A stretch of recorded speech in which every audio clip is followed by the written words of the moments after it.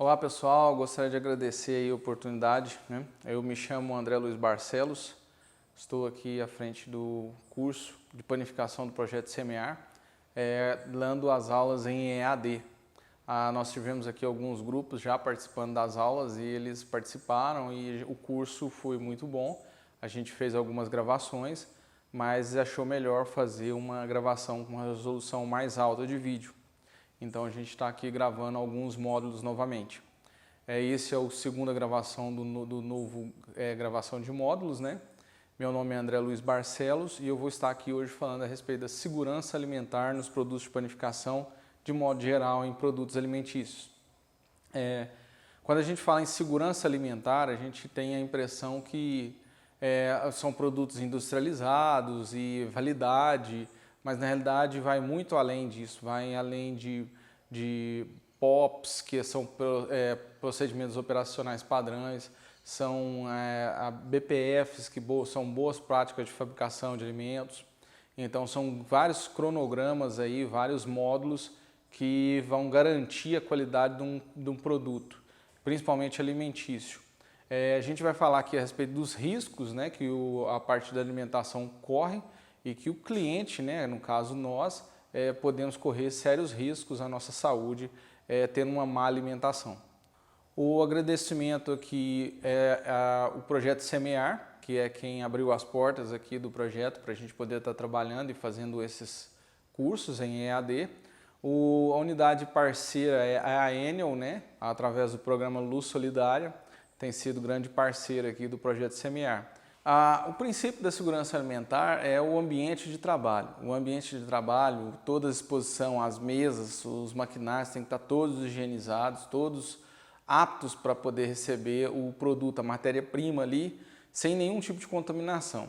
A gente vai falar a respeito da contaminação e o tipo de contaminação, mas assim, o principal do ambiente de trabalho, a excelência no ambiente de trabalho.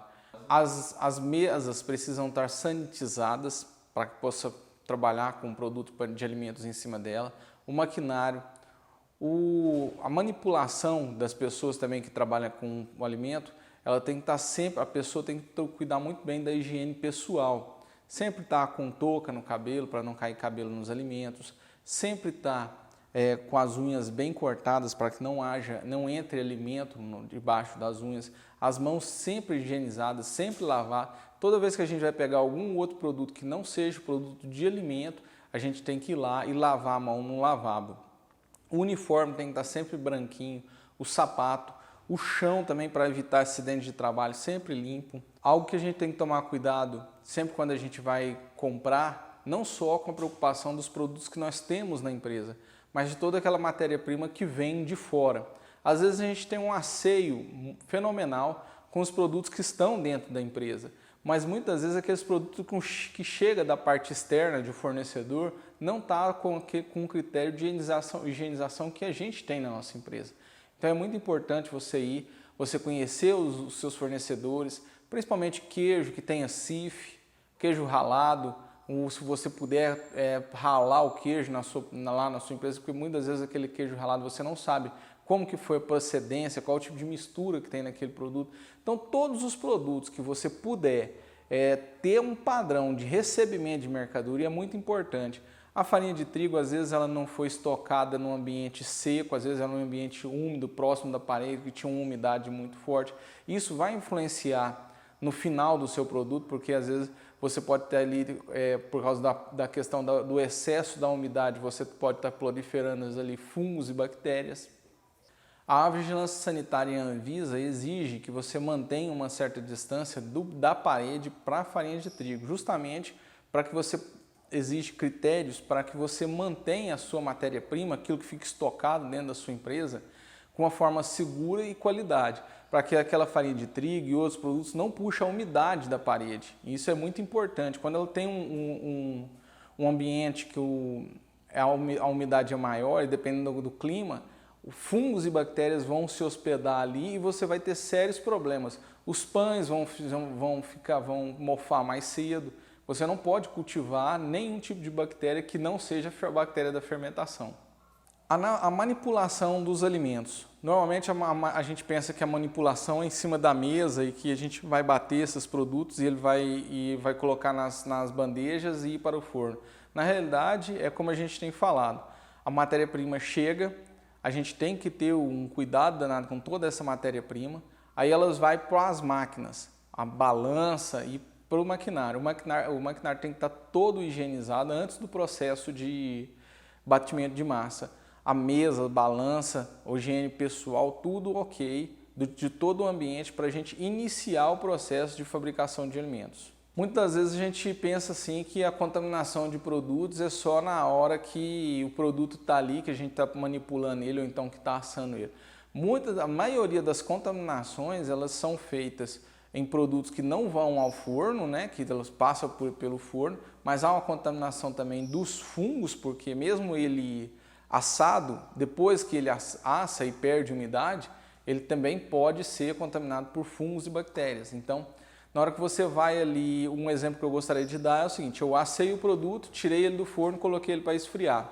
A hora que ele está esfriando em cima da mesa, ele fica exposto ao ar, e aí esse ar ele vai estar fazendo o quê? Contaminando todo esse produto. Eu vou estar diminuindo a vida útil desse produto, mesmo depois que eu embalar, mesmo bater no antimofo, para que esse produto possa ficar mais tempo embalado, mesmo assim eu vou estar tendo dificuldade com ele. Por quê? Porque eu deixei o produto exposto em cima da mesa.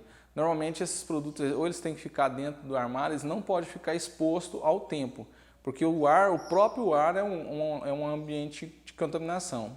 Como a gente estava falando, que o ar é um ambiente também que há contaminação pelo ar, que é através de fungos e bactérias, e a gente embala esse produto e coloca em exposição.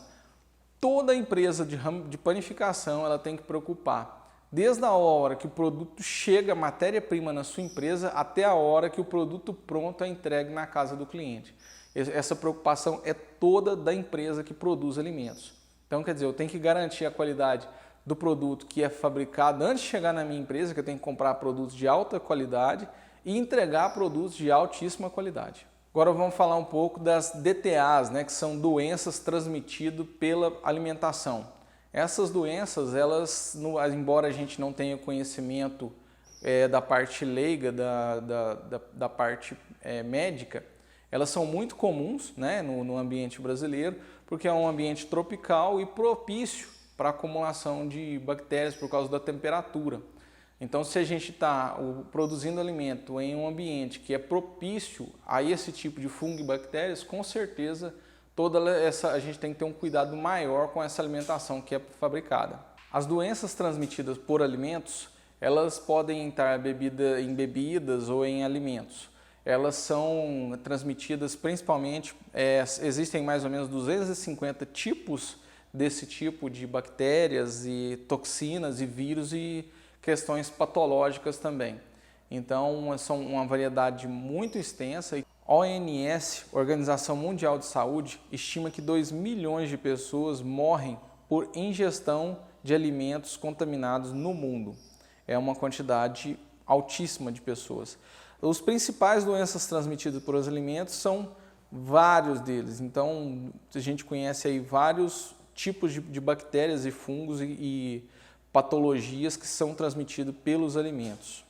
A questão das bactérias, você trabalha em certas questões a respeito de temperatura. Tem uma temperatura que ela é propícia para a bactéria sobreviver, outra temperatura que ela é propícia para a bactéria se proliferar. Então a gente tem aqui no gráfico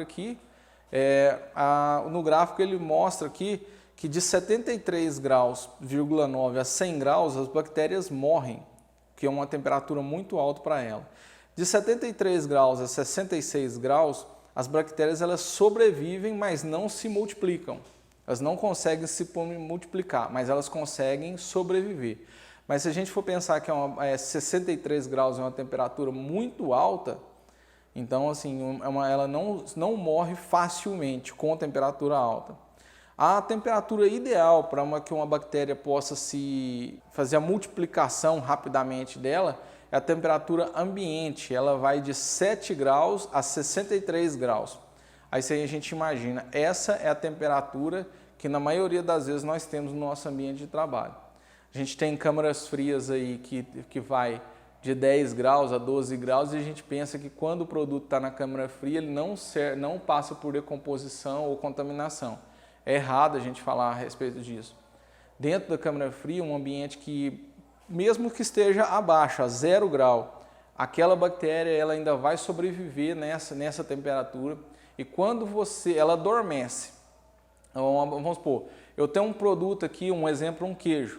Aí esse queijo ele é contaminado por um fungo, uma bactéria. Essa bactéria ela é levada à geladeira, pode até congelar ela dentro do produto. Quando eu descongelar ela, a bactéria vai continuar da mesma forma. Uma vez o produto contaminado, dificilmente a gente vai conseguir eliminar a contaminação desse produto. Os agentes de contaminação nos alimentos são fungos, bactérias, vírus, reagentes químicos, físicos, biológicos e patológicos.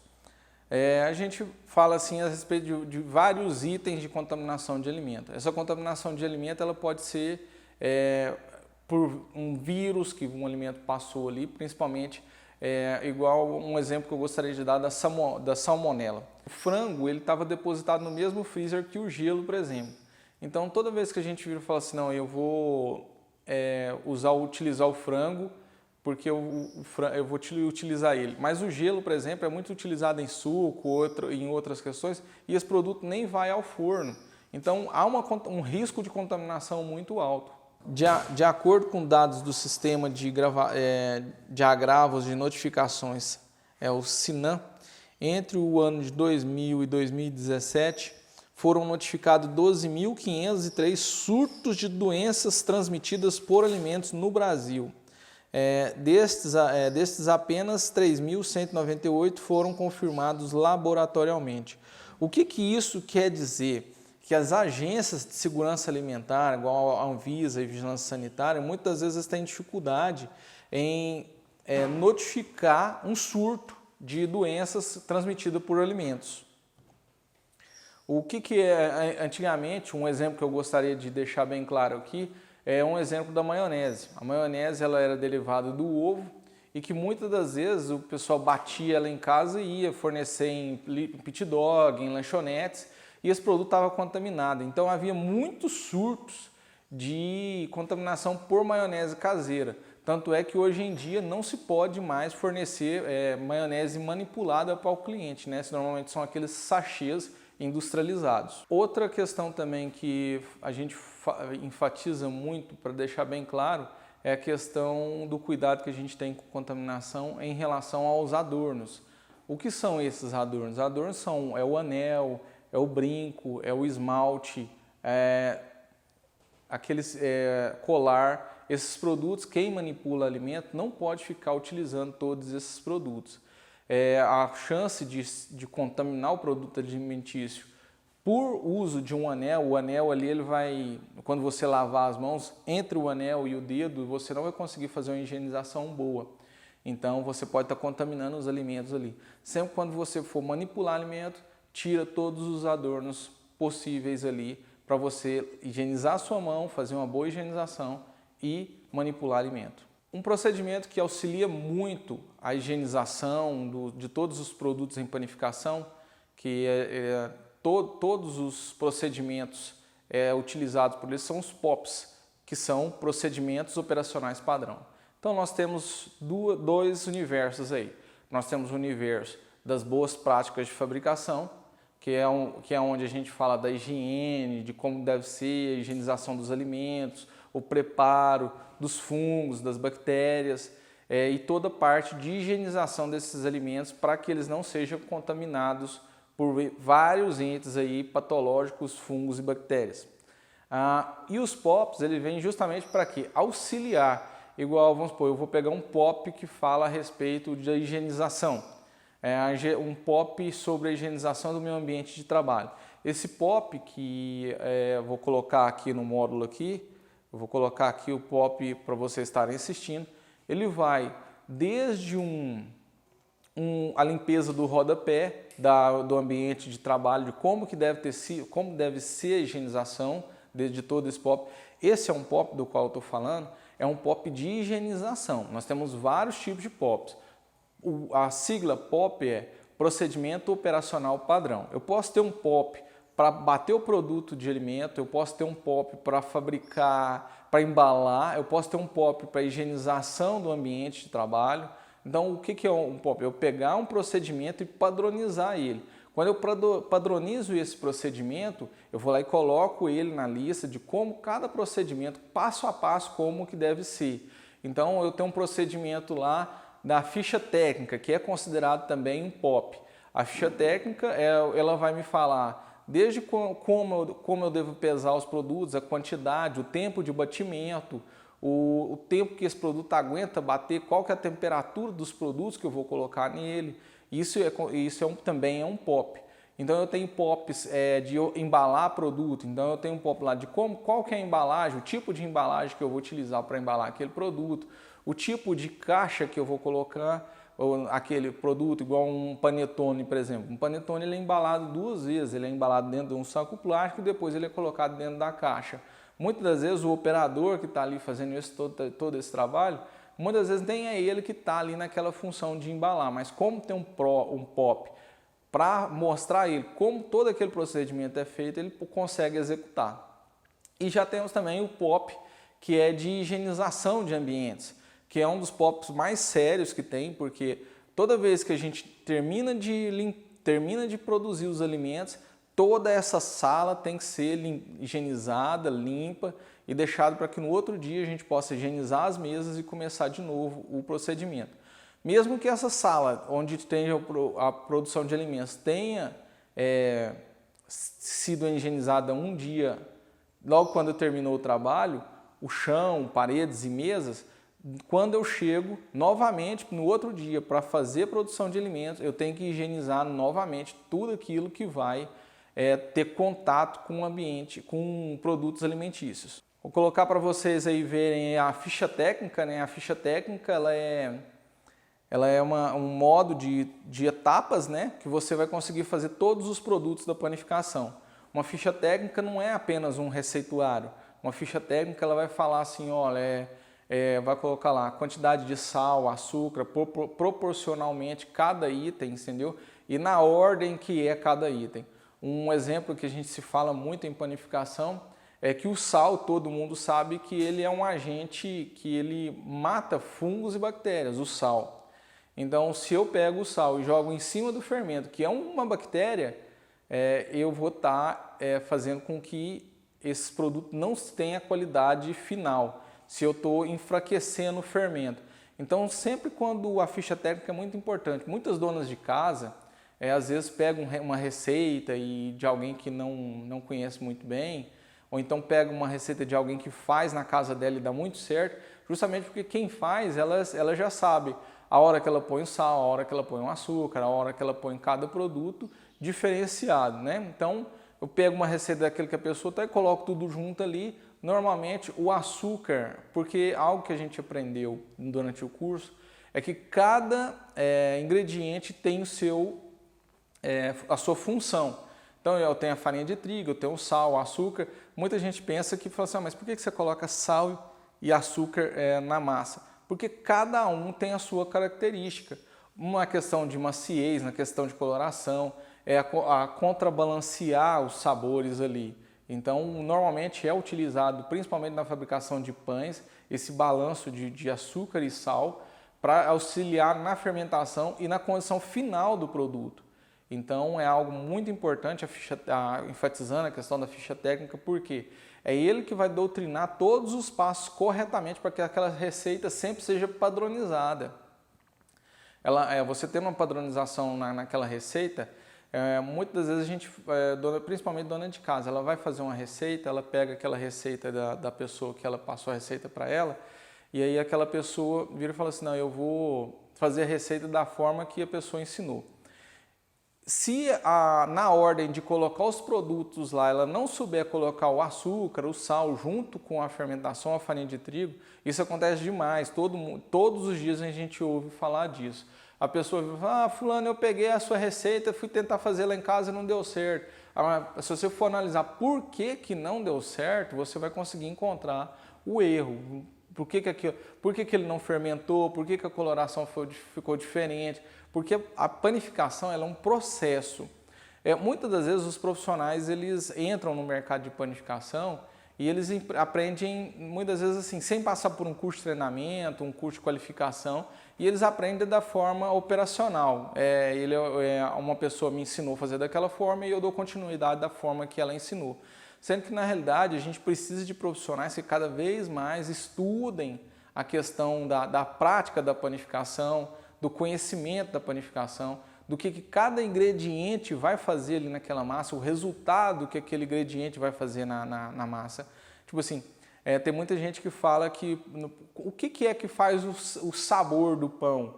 Se a gente for perguntar isso para profissionais na área, o profissional não vai saber responder. E é um álcool que é produzido durante o processo de fermentação. Então, se eu for fazer um processo de fermentação muito rápido, ou se eu vou fazer um processo de fermentação muito lento, isso vai influenciar no sabor do produto. Não é a farinha de trigo que dá o sabor do produto, é a condição de bater esse produto, como que ele foi fabricado, a qualidade dele. Então, por isso que hoje a gente tem aí diferentes formas de produção de pães e cada vez a gente consegue ver um pão de um determinado lugar tem um sabor diferente de outro lugar. Ou a coloração daquele pão, do pão, de determinado pão é melhor ou mais macio, ou então que ele racha mais, que ele faz que fica com a casca mais firme, com o miolo mais mole. Todos esses critérios, ele vem do quê? Do processo de fermentação. Eu costumo dizer que o processo de fermentação é o principal condição para que o produto tenha excelência na condições de manipular esse produto. Então, se eu tenho ali condições para que entregue um produto de excelente qualidade, é através do POP. O POP, que é um procedimento operacional padrão, é ele que vai colocar todas as diretrizes do que eu preciso fazer para que esse produto tenha excelência e qualidade na hora de ser entregue para o meu cliente. Lembrando que, igual eu falei no início da gravação, o POP, quando a gente fala POP, é o POP, a ficha técnica é um modelo de POP, que a ficha técnica também é um procedimento operacional padrão, mas é um procedimento operacional padrão da forma de bater o produto, né? Da forma que vai ser exposta ali. Desde da questão na hora dos utensílios que eu vou utilizar para para fazer aquele produto, igual eu vou pegar lá a ficha técnica do bolo de cenoura. Então, na hora que eu pego a ficha técnica detalhada desse produto, eu sei da quantidade de produtos que eu vou precisar de matéria-prima, do tempo que eu vou utilizar para bater esse produto e de toda ferramenta que eu preciso ali, a temperatura do forno, a temperatura dos ingredientes que eu vou colocar para que esses ingredientes não batam muito ou menos do que necessário, para garantir a qualidade do produto. Aí agora vamos colocar na tela, né? Então nós estávamos falando aqui da eficiência na produção de alimentos com qualidade e aqui agora essa parte do curso eu estou mostrando aqui alguns que é justamente a questão de segurança do profissional. Da mesma forma que nós temos o procedimento operacional padrão, nós também temos a NR12, que a NR12 é a norma do Ministério do Trabalho, que é para a segurança dos profissionais da panificação.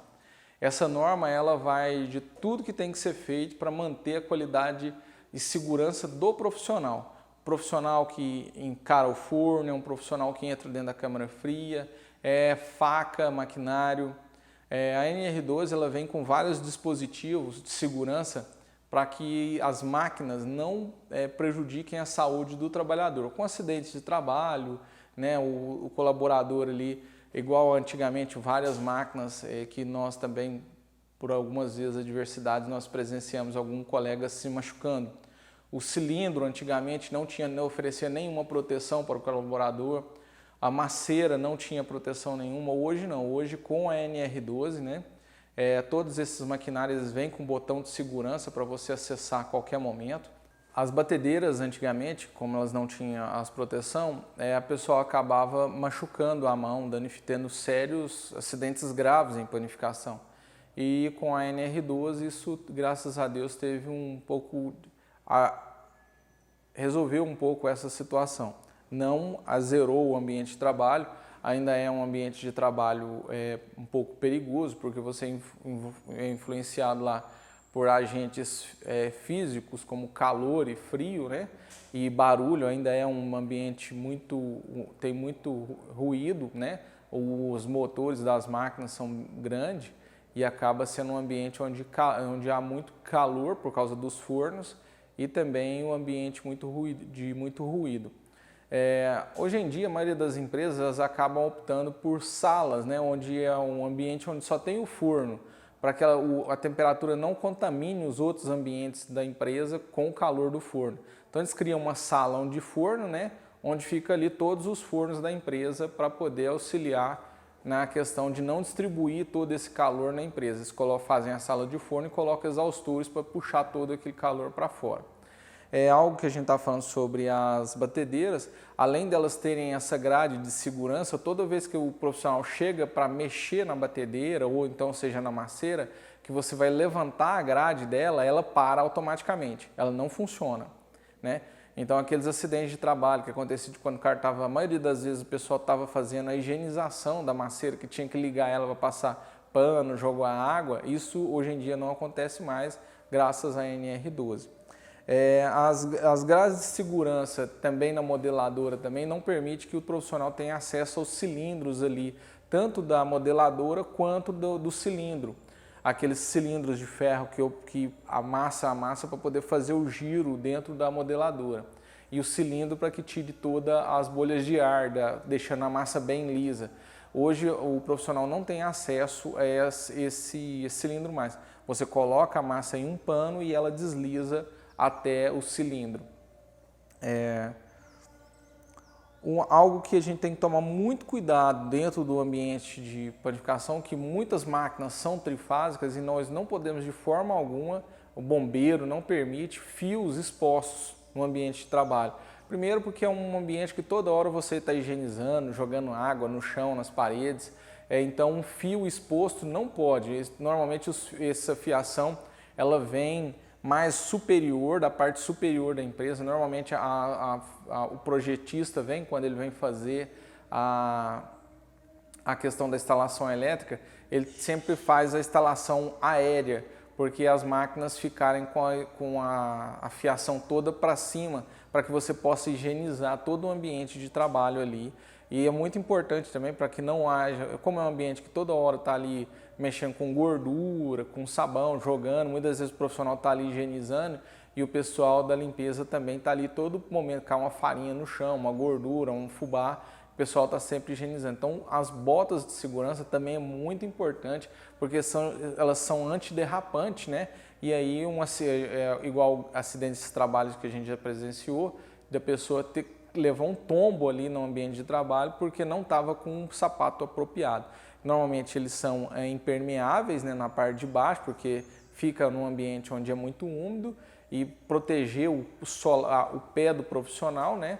E o perigo também que ele precisa ser impermeável é que muitas vezes o profissional está mexendo com água quente ou gordura quente. Se essa água vir a cair e cair em cima do pé dele, o sapato realmente precisa ser antiderrapante. Outro equipamento de segurança que nós não podemos deixar de colocar, que é o mais utilizado em panificação, são as luvas, né? Então sempre quando você vai tirar algum produto do forno, você sempre vai precisar das luvas térmicas para que esse produto não caia não queime a sua mão. Algo que é muito importante enfatizar, essas luvas nunca devem estar molhadas. Por quê? Porque quando ela está molhada, a transferência de calor é mais rápida. Então mesmo que você esteja usando luva, se essa luva estiver molhada, ela vai transferir o calor por causa da água, né? Uma transferência de calor muito rápido. Então, se você vai tirar um produto do forno, na hora que você pega ele de dentro do forno aqui e vai colocar em cima, sobre a mesa, esse curto período de tempo, se a luva estiver molhada, você vai poder queimar as mãos. Já aconteceu vários casos do profissional não conseguir segurar o produto, soltar ele no chão, porque a luva estava molhada e houve a transferência de calor. Então, luva de segurança para mexer com produto quente sempre seca. Outra questão também que ela não pode estar molhada também, e os sapatos também sempre tem que estar isolados, é a questão do choque. Todos os equipamentos de panificação, por causa dos motores, são os motores muitas vezes de médio porte, eles precisam estar isolados. Então, o isolamento tem que estar no equipamento para que esse profissional não receba uma descarga elétrica. Então, um dos motivos também para você não trabalhar com a luva molhada. Algo que a gente falou aqui por várias vezes e é bom sempre enfatizar é a questão de falar com os produtos em cima da mesa. Muitas vezes o profissional está ali trabalhando e não por culpa dele, ele acaba falando com algum colega e a parte de salivas que sai da boca dele, igual nesse momento agora eu estou falando. Então, toda vez que você está falando em cima dos produtos, aquela saliva bucal sua acaba caindo em cima dos produtos.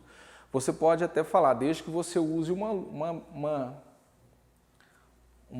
máscara, né? E aí você vai poder falar normalmente sem toda aquela saliva cair em cima dos produtos ali e danificar e contaminar todos aqueles produtos. Algo que é muito importante também falar a respeito, são coisas mais sensíveis, na questão de embalar esses produtos, muitas das vezes o cheiro, não só de produtos pessoais, como desodorante e perfume, ou então de produtos de limpeza, como alvejantes e sanitizantes, eles têm um cheiro muito forte. Então, depois do produto assado, dentro de algumas empresas tem a parte de embalagem. Então, essas partes de embalagem, você nunca pode deixar um profissional que trabalha naquele departamento ou então algum próximo de algum produto de limpeza, porque parte daquele odor, daquele cheiro desses produtos, eles vão se instalar na questão dos pães. Eles puxam realmente o cheiro desses produtos para ele.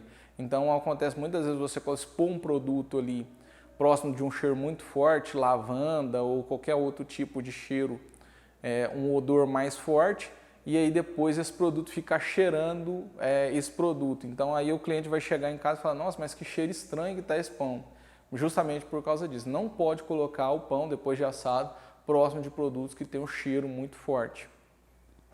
Bom, pessoal, e mais uma vez eu gostaria de agradecer, né, pelo pouco que a gente falamos aqui a respeito de higienização, tudo aquilo que há uma necessidade. Toda vez que a gente pensa em falar em segurança alimentar, ainda é pouco. Essas contaminações elas são muito frequentes, né?